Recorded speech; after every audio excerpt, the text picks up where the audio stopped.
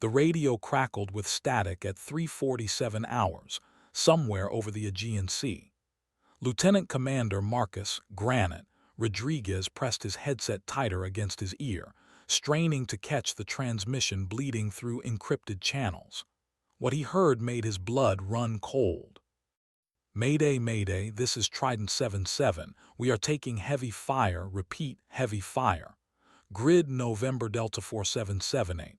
Multiple casualties. We need immediate air support, over." The voice belonged to Chief Petty Officer Jake Viper Thompson, leader of SEAL Team 7's Alpha Squad. Rodriguez had worked with Thompson before. The man didn't rattle easily. But tonight, something had them pinned down on a Greek island that officially didn't exist on any NATO operational charts. "Trident 77, this is Overwatch Actual," Rodriguez responded, his fingers dancing across the tactical display aboard the USS Constellation. "We show no friendly aircraft in your vicinity. Nearest air support is 43 minutes out." "Negative, Overwatch. We don't have 43 minutes. They've got us bracketed with mortars and at least 2 heavy machine gun nests.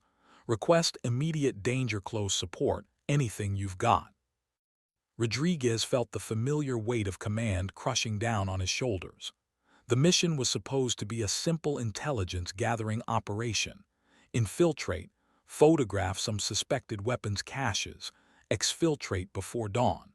But intelligence had been wrong before, and now 8 of America's finest warriors were trapped in a kill zone with nowhere to run.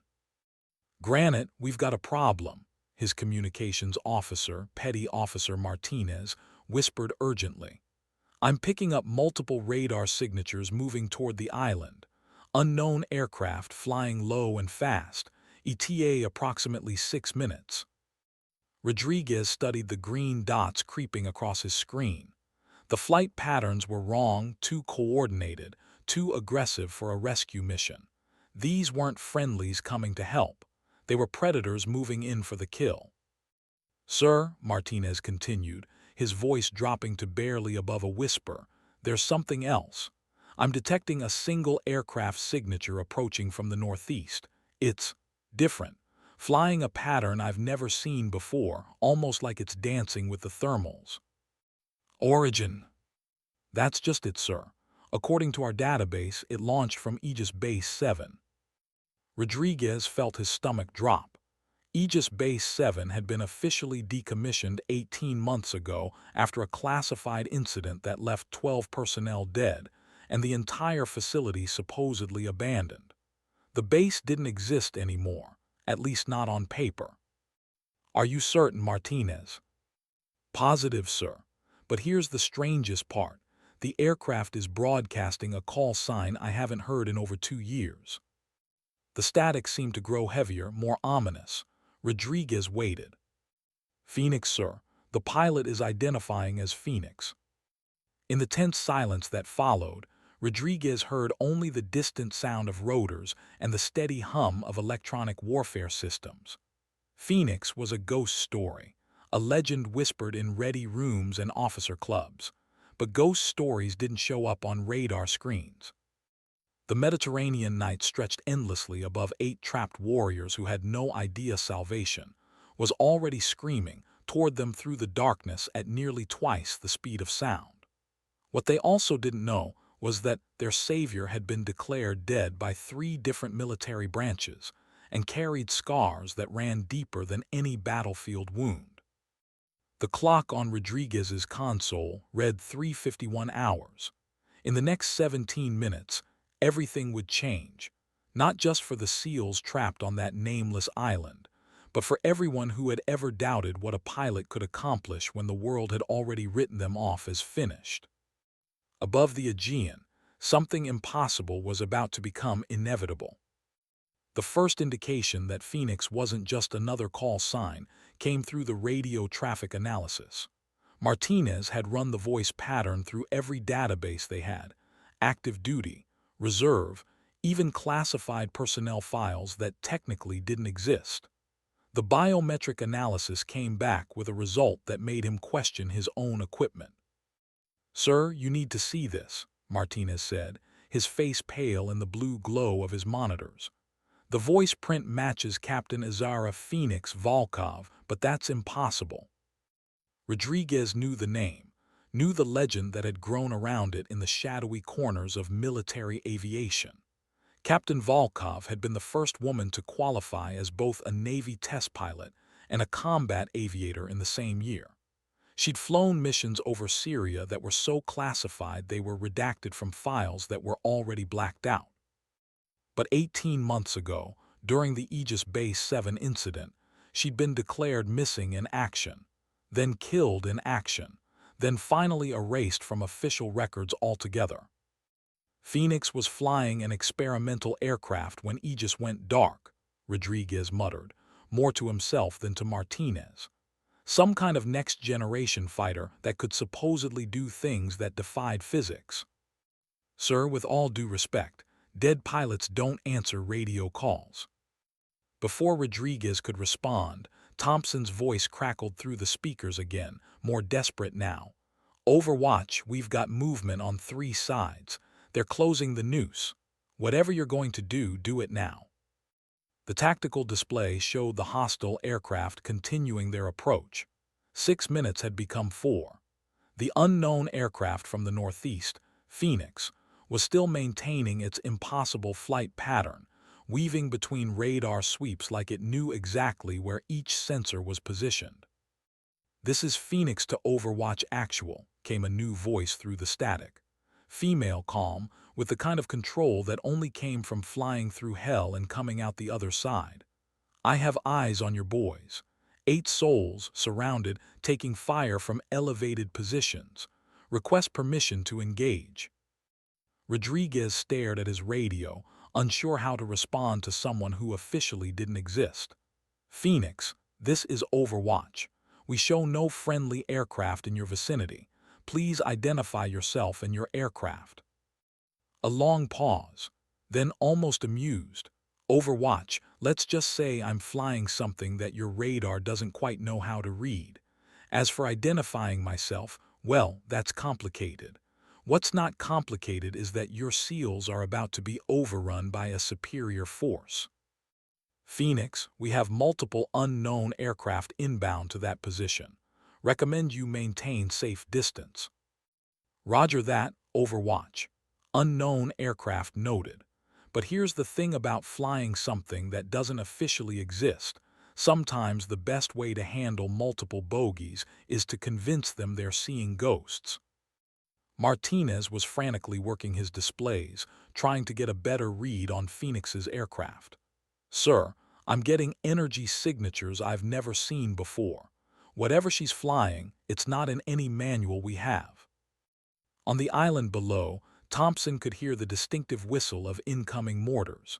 His team was pressed against the rocky outcropping that provided their only cover, ammunition running low, options running out. The night vision scopes showed at least 20 hostiles moving through the scrub brush, and that was just what they could see. "Overwatch, this is Trident 7-7. We're running out of time down here." "Copy Trident. Air support inbound, ETA unknown." "Unknown what kind of?" Thompson's question was cut off by a sound none of them had ever heard before, not the familiar roar of an FA-18 or the distinctive whine of an A-10's engines. This was something else entirely, something that seemed to bend the very air around it. Above them, invisible to their thermal imaging and nearly undetectable to radar, Phoenix adjusted her grip on the control stick of the aircraft that had cost 12 lives to perfect. The machine responded to her thoughts as much as her hands, its experimental systems reading her biometrics and anticipating her intentions. She had been flying this ghost for 18 months, living in the spaces between official military operations, funded by black budgets that existed in the margins of congressional oversight. Tonight, she would find out if the sacrifice had been worth it. The hostile aircraft were 3 minutes out now, and time was running short for everyone involved. In the darkness below, 8 of America's finest warriors waited for salvation. Above them, A pilot who had been erased from history prepared to remind the world why legends never truly die. Phoenix rolled her aircraft inverted and dove toward the island, her finger moving to the weapon selector. It was time to become visible again. The first hostile aircraft appeared on everyone's radar simultaneously. 6 sleek fighters in a loose formation, running dark but moving with military precision. Rodriguez watched the green blips descend toward the island where his SEALs were trapped, knowing that conventional air support was still 38 minutes away. "All stations, this is Overwatch Actual," he broadcast on the emergency frequency. "We have multiple unknown aircraft approaching friendly ground forces. Any station with assets in the area, please respond." Static answered him. The Mediterranean theater was supposed to be quiet tonight, a routine intelligence gathering operation in international waters. But routine had gone out the window the moment Thompson's team had stumbled into whatever was hidden on that island. "Phoenix Overwatch, what's your status?" "Currently painting targets, Overwatch. I count 6 bandits in attack formation, descending to strike altitude. They're not broadcasting identification, and their flight pattern suggests hostile intent." Martinez looked up from his scope. "Sir, Phoenix's aircraft is doing something unusual. The radar signature keeps shifting. 1 second it looks like a fighter, the next like a transport, then it disappears altogether." Rodriguez had heard rumors about the Aegis Base 7 project, something about adaptive stealth technology that could fool both radar and visual identification. But rumors were just that, until they showed up on your tactical display behaving like nothing in any manual. "Phoenix, can you verify the nature of those hostile aircraft?" "Negative identification on the airframes, Overwatch, but their weapons are hot. I'm reading missile lock indicators. Your boys on the ground are about to have a very bad day." On the island, Thompson could hear the aircraft approaching. The sound was wrong, too many engines, coming from multiple directions. His team had spread out as much as their limited cover allowed, but there was nowhere to run. The rocky outcropping provided protection from ground fire, but they were sitting ducks for airstrikes. "Viper, this is Echo 2, whispered Petty Officer Rodriguez, no relation to the ship's commander. "I've got movement 200 meters north. Looks like they're setting up for a coordinated assault." "Copy, Echo 2. Everyone maintain position and watch your fields of fire." Thompson keyed his radio. "Overwatch, Trident 7-7. We're in a real bad spot down here. Whatever air support you've got, we need it now." "Stand by, Trident. We have 1 friendly aircraft in your area, call sign Phoenix. She's moving to engage the hostile aircraft." Thompson couldn't hide the surprise in his voice. Before Rodriguez could respond, Phoenix's voice cut through the channel. "Trident 7-7, this is Phoenix. I'll be providing close air support. I need you to mark your position with infrared strobes, then stay low and stay put. Things are about to get loud." Thompson looked at his men, all of whom were staring at their radios. In 8 years of special operations, he'd worked with dozens of pilots, but he'd never heard that particular combination of confidence and controlled aggression in a voice before. "Phoenix, Trident 7-7. We don't have IR strobes. Lost most of our gear when we went into the water." "Copy that. I'll identify by the pattern of muzzle flashes. When I make my run, your hostile ground forces will likely scatter. Be ready to move when I give the word." Above them, Phoenix was already maneuvering into position. The 6 hostile aircraft had spread into attack formation, and she could see the heat signatures of their weapons systems charging. On her heads-up display, targeting solutions appeared and disappeared as her aircraft's computer calculated angles, distances, and probabilities. She thought about the last 18 months, the endless test flights, the crashes that should have killed her, the slow process of learning to fly an aircraft that thought as much as it flew. The machine beneath her was more than metal and electronics. It was the culmination of every lesson learned from every pilot who had died pushing the boundaries of what was possible. Overwatch, this is Phoenix. Beginning attack run. Recommend you clear the area of any non-essential personnel. Rodriguez watched his display as Phoenix's aircraft accelerated toward the hostile formation. The radar signature was doing something impossible, multiplying, creating ghost images that made it look like a dozen aircraft were approaching from multiple vectors. In the next 60 seconds, 8 trapped SEALs and a ship full of Navy personnel were about to witness something that would be classified at levels so high that most of them would never be allowed to speak of it again. The first shots were fired at 3:59 hours, and the legend of Phoenix was about to become very real. The first hostile aircraft never saw it coming. Phoenix had approached from above and behind, using the island's radar shadow to mask her approach. Her aircraft's experimental weapons system locked onto the lead fighter with technology that was still theoretical in most military research labs. Fox 3, Phoenix called, her voice steady as she triggered the first missile. The weapon that streaked away from her aircraft wasn't visible to conventional sensors. It used directed energy combined with kinetic impact, creating a signature that looked more like lightning than ordnance. The hostile aircraft simply disintegrated in a burst of light that lit up the night sky. What the hell was that? Thompson whispered from his position on the rocky outcropping. His question was answered by Phoenix diving through the debris cloud of the destroyed fighter, her aircraft performing maneuvers that should have torn the wings off any conventional plane. She rolled inverted, pulled through a turn that generated at least 12 GS, and came up behind the second hostile aircraft before its pilot even realized his wingman was gone. Fox 3, she called again, and another burst of light erased another aircraft from existence. Rodriguez watched his tactical display with growing amazement. Phoenix wasn't just engaging multiple hostile aircraft. She was systematically dismantling them with a precision that bordered on supernatural.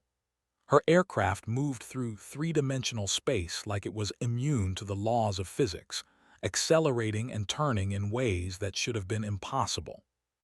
Martinez, are you recording this? Yes, sir, but I don't think anyone's going to believe it.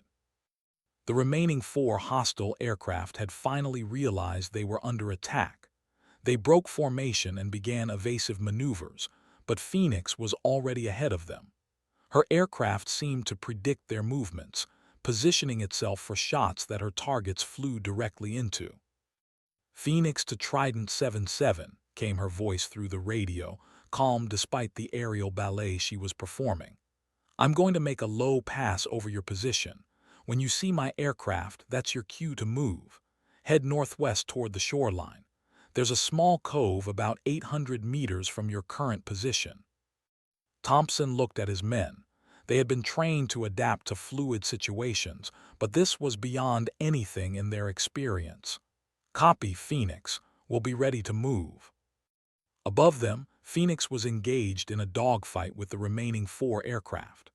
They had tried to bracket her, coming from multiple angles simultaneously, but her aircraft seemed to be in several places at once. The radar jamming technology was creating false images that confused not just electronic systems but human perception as well. She rolled left, dove, climbed, and fired all in the same fluid motion. A third hostile aircraft vanished in another burst of directed energy. The remaining 3 pilots were now in full panic mode, breaking away from the island and trying to escape. Phoenix wasn't inclined to let them go. Overwatch, this is Phoenix. 3 bandits attempting to egress. Request permission to pursue. Rodriguez hesitated. Officially, this engagement had never happened. The aircraft Phoenix was flying didn't exist, and neither did she. But 3 hostile aircraft escaping meant 3 witnesses to technology that was meant to remain secret. Phoenix, you are cleared to engage. Eliminate all threats.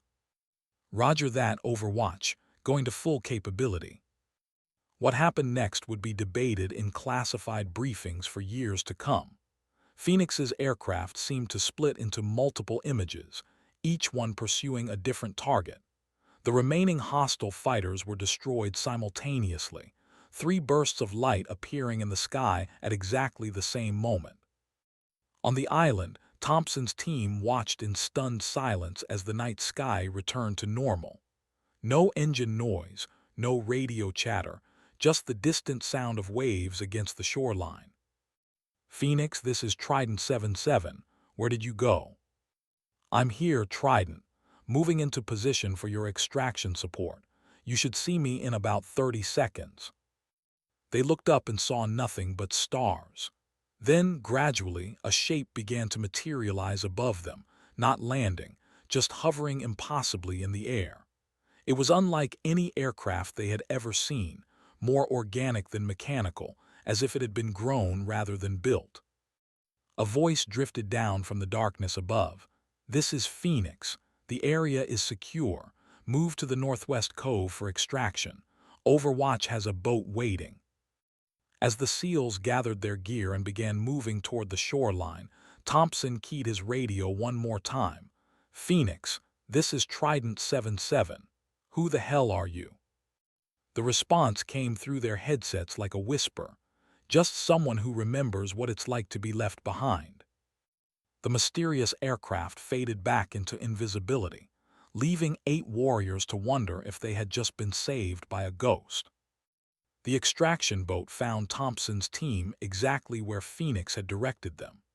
As they climbed aboard the rigid inflatable craft, each man carrying wounds both physical and psychological from the night's events, none of them spoke about what they had witnessed in the sky above the nameless island. Rodriguez watched the boats approach through high-powered binoculars from the deck of the USS Constellation.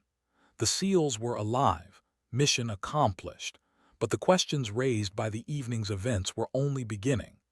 Phoenix had vanished from radar immediately after the engagement, leaving no trace except for the scattered debris of 6 hostile aircraft and the testimony of 8 special operations personnel. "Sir," Martinez called from his station, "I'm getting a priority message from NAVSPECWAR Command. They want an immediate after-action report, classified at the highest levels." Rodriguez wasn't surprised. When experimental aircraft that didn't officially exist engaged in combat operations that never happened, the paperwork alone could fill a warehouse. But there was something else bothering him, something about Phoenix's final transmission to the SEALs. Someone who remembers what it's like to be left behind. As the extraction boat pulled alongside the Constellation, Rodriguez made a decision that would change the course of his career. Instead of filing the standard report immediately, he decided to dig deeper into the Phoenix mystery.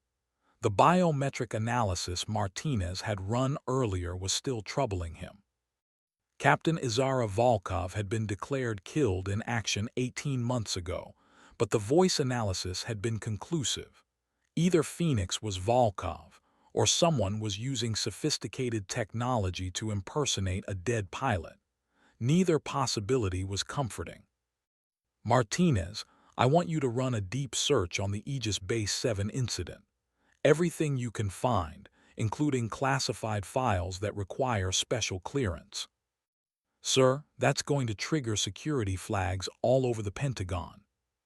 "Let them flag. 8 of our people are alive because of whoever Phoenix is, and I want to know why a supposedly dead pilot is flying aircraft that bend the laws of physics." Meanwhile, on the extraction boat, Thompson was debriefing his team with the kind of thorough attention to detail that had kept them alive through dozens of operations. But tonight, the details didn't add up to anything that made sense. "What did you see during the air engagement?" he asked Petty Officer Rodriguez. "Honestly, Chief, I'm not sure what I saw. The aircraft moved like nothing I've ever witnessed. And those weapons, they weren't missiles, weren't bullets. They were something else entirely." Petty Officer Chen, the team's communications specialist, had been monitoring radio frequencies throughout the engagement. "Chief, I picked up some encrypted transmissions during the fight. Phoenix wasn't just talking to Overwatch. She was communicating with someone else, someone using encryption protocols I've never heard before. Thompson filed that information away for later analysis. Right now, his priority was getting his team back to safety and processing what had happened on the island. They had been sent to photograph suspected weapons caches, but what they had found was far more than stored munitions. The island facility was active, heavily defended, and staffed by personnel who were willing to kill to protect whatever secrets were hidden there. The fact that 6 military aircraft had been dispatched to eliminate Thompson's team suggested that the operation was compromised from the beginning. "Sir," the boat's coxswain called out, "USS Constellation reports they want to debrief your team immediately upon arrival. Medical personnel are standing by." Thompson nodded, but his mind was still processing the voice that had guided them to safety. Phoenix had spoken with the authority of someone accustomed to command, but there had been something else in her tone, a weariness that came from carrying burdens that were too heavy to share. As the constellation grew larger ahead of them, Thompson made his own decision about the night's events. The official debriefing would contain all the tactical details his superiors needed, but the truth about Phoenix would remain between him and his team until they could understand it themselves. Above them, invisible to radar and human perception, Phoenix continued her patrol of the Aegean Sea. The aircraft she flew was more than just a machine. It was a testament to the 12 personnel who had died at Aegis Base 7, and a promise that their sacrifice would not be forgotten. She had spent 18 months learning to be a ghost, but tonight she had remembered what it felt like to be human. The SEALs were safe. The mission was complete, but the larger questions about who had compromised the operation and why remained unanswered. In her cockpit, surrounded by displays that showed threats and opportunities across hundreds of miles of airspace, Captain Azara Volkov allowed herself a moment of satisfaction. She was officially dead, but unofficially, she had never been more alive. The sun would rise in 4 hours, bringing with it new challenges and new opportunities to protect those who couldn't protect themselves. For now, though, Phoenix continued her eternal patrol, guardian of secrets that the world wasn't ready to know. The medical bay aboard the USS Constellation buzzed with activity as Thompson's team underwent standard post-mission examinations. Navy corpsmen checked for injuries, administered blood tests, and documented everything according to protocols that had been refined through decades of special operations. But Dr. Sarah Chen, no relation to the SEAL team member, was more interested in what wasn't being said than what was being documented in the medical reports. As the ship's senior medical officer, she had treated hundreds of combat veterans, and she recognized the signs of personnel who had witnessed something that challenged their understanding of reality. "Chief Thompson," she said quietly, drawing him aside from the others, "I need to ask you some questions that aren't part of the standard medical evaluation." Thompson looked at her carefully. Dr. Chen had clearance high enough to know about most classified operations, and her discretion was legendary throughout the fleet. If anyone could be trusted with sensitive information, it was her. "What kind of questions, Doc?" "The kind that relate to psychological impact assessment. You and your team were extracted from a hostile situation by an aircraft that, according to the flight logs I've been shown, doesn't exist. That kind of cognitive dissonance can have lasting effects." Thompson appreciated her directness. "Doc, we've all seen things that don't make it into official reports. This is just another day at the office." "No, Chief, this isn't another day at the office." Dr. Chen pulled up a secure tablet and showed him preliminary data from the night's events. The radar signatures, the energy readings, the flight patterns. What happened tonight was something entirely outside normal operational parameters. On her screen, Thompson could see technical analysis that painted a picture of an aircraft capable of performance that exceeded anything in the current inventory by several generations. The energy weapons signatures were particularly troubling, suggesting technology that was theoretical at best. The Pentagon is very interested in what you and your team experienced, Dr. Chen continued. But more importantly, they're concerned about potential psychological effects. When personnel witness technology that they can't explain, it can lead to questions about everything they thought they knew. Thompson understood the implication. The military had protocols for dealing with personnel who had been exposed to classified projects, and those protocols weren't always comfortable for the people involved. "What are you really asking me, Doc?" "I'm asking if you and your team are going to be able to process tonight's events in a way that allows you to continue your duties effectively, or if we need to implement support measures." Before Thompson could answer, Petty Officer Rodriguez appeared at his elbow. "Chief, we need to talk, all of us." Dr. Chen recognized a request for privacy when she heard one. "I'll be in my office if you need anything. Remember, Chief, sometimes the most classified thing about an operation isn't what happened, but how it makes you feel about what you thought was possible." After she left, Thompson gathered his team in a secure compartment normally used for intelligence briefings. The 7 men who had shared the night's experiences looked at each other with the kind of understanding that came from surviving impossible situations together. "Okay," Thompson said quietly, "let's talk about what we're not going to put in our official reports." "Phoenix," said Petty Officer Chen immediately. "Everything about Phoenix." "Agreed. The aircraft, the weapons, the flight patterns, all of that stays between us until we understand what we witnessed." Rodriguez leaned forward. "Chief, I've been thinking about something. Phoenix knew exactly where to find us, knew the tactical situation, knew about the extraction point. That's not possible unless she had intelligence that we didn't have. Or unless she'd been watching us for longer than just tonight," added another team member. Thompson had been thinking the same thing.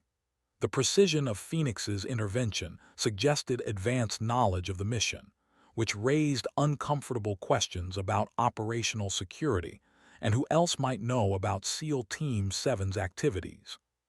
"Here's what we do," Thompson decided. "Official reports contain standard tactical details. Hostile aircraft engaged and destroyed by unknown friendly air support. No speculation about aircraft capabilities or pilot identity." "And unofficially?" asked Chen. "Unofficially, we keep our eyes and ears open. If Phoenix is out there, if she's flying missions that don't exist, there's a reason. Maybe someday we'll need to know what that reason is." The team agreed, sealing a pact of silence that would hold for months to come. They had been saved by something impossible, and until they understood the implications of that impossibility, discretion was their best defense.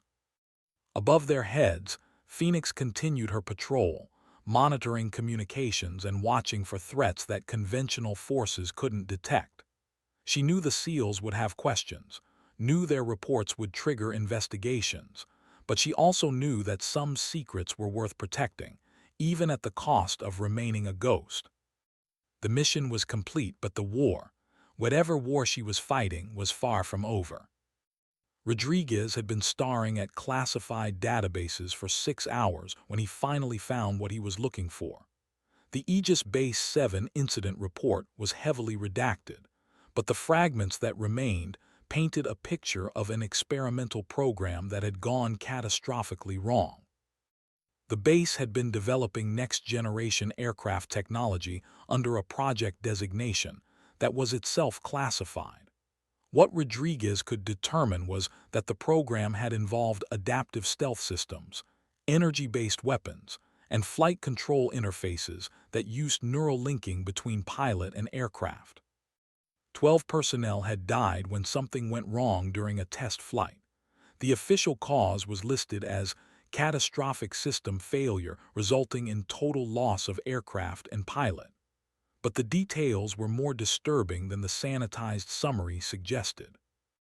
"Martinez, look at this." Rodriguez called his communications officer over to his workstation. According to the incident report, the test pilot survived the initial crash but was declared missing when rescue teams couldn't locate her.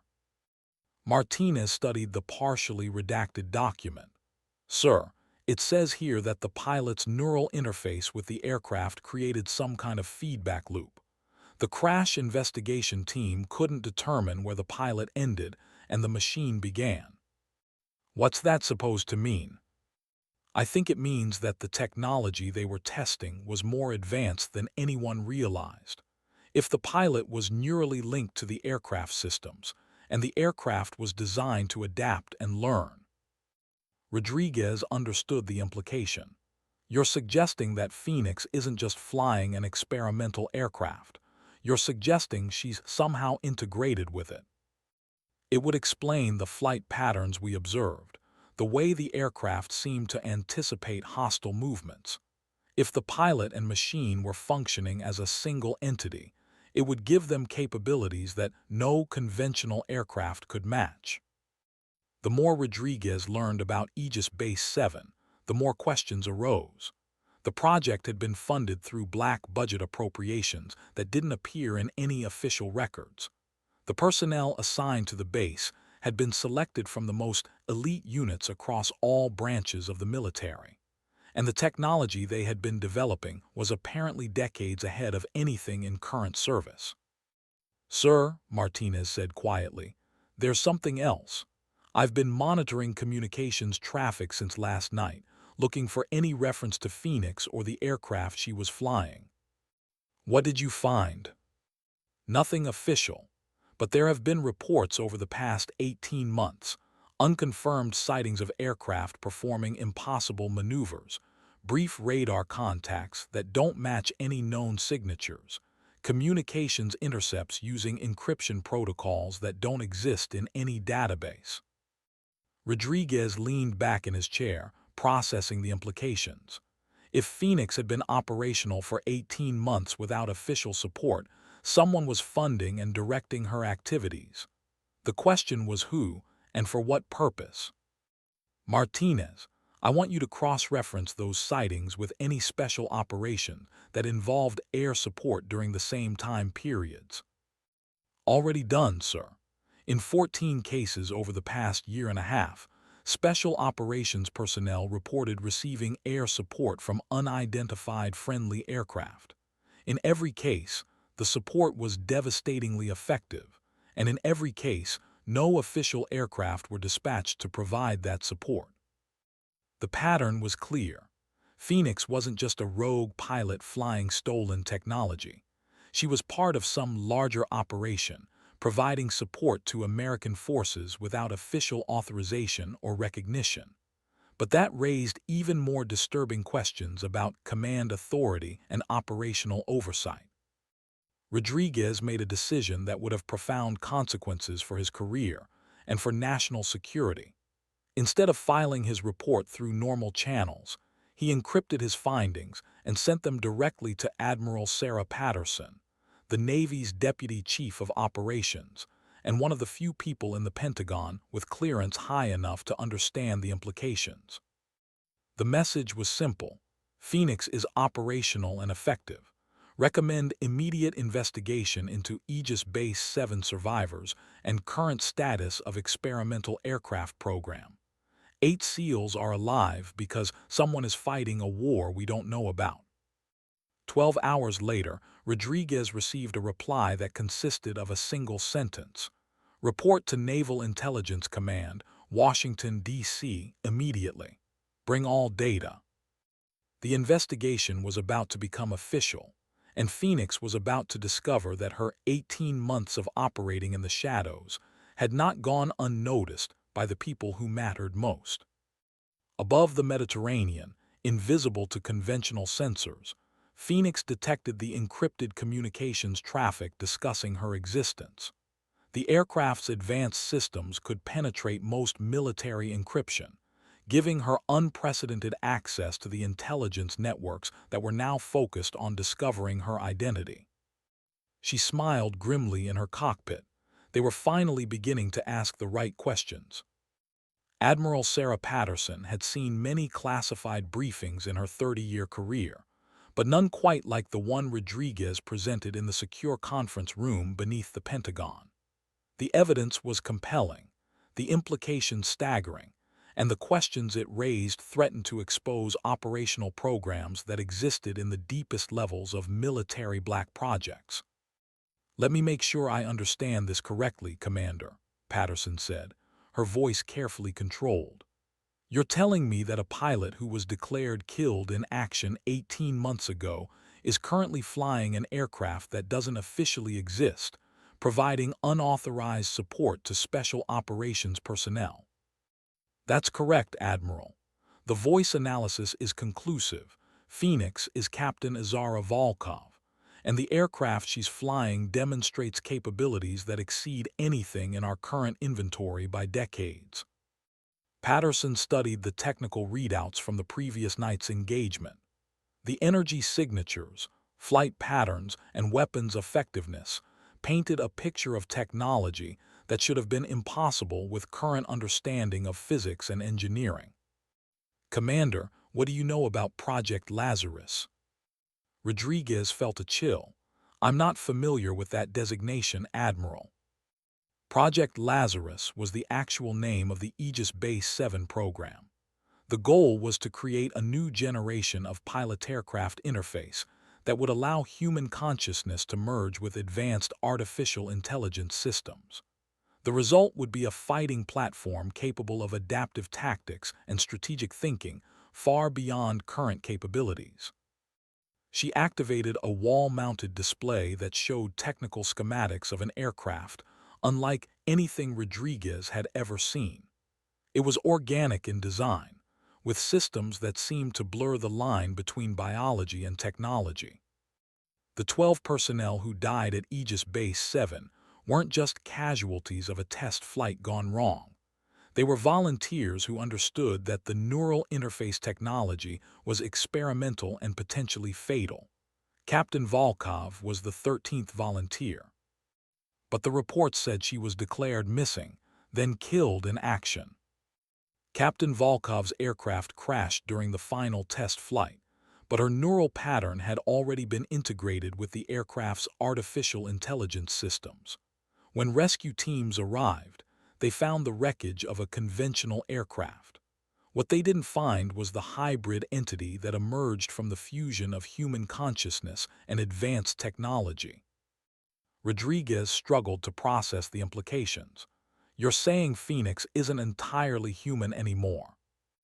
"I'm saying Phoenix represents the successful completion of Project Lazarus, a fusion of human intuition and artificial intelligence that creates a fighting platform unlike anything the world has ever seen.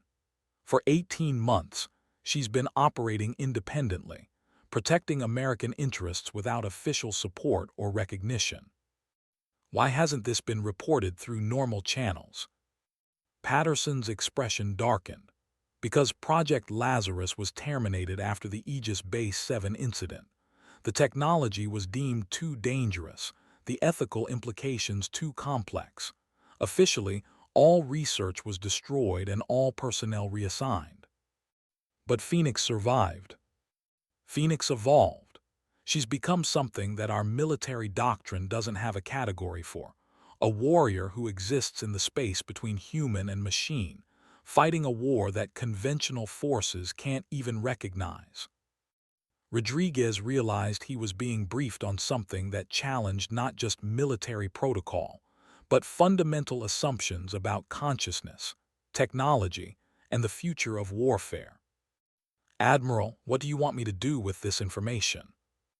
"Nothing, Commander. This briefing never happened, these files don't exist, and Phoenix remains a classified asset whose activities are compartmentalized at levels you don't have clearance to know about." "But Admiral, but you and your team witnessed something last night that proved Phoenix is still protecting American forces, even without official support. The question isn't whether Phoenix,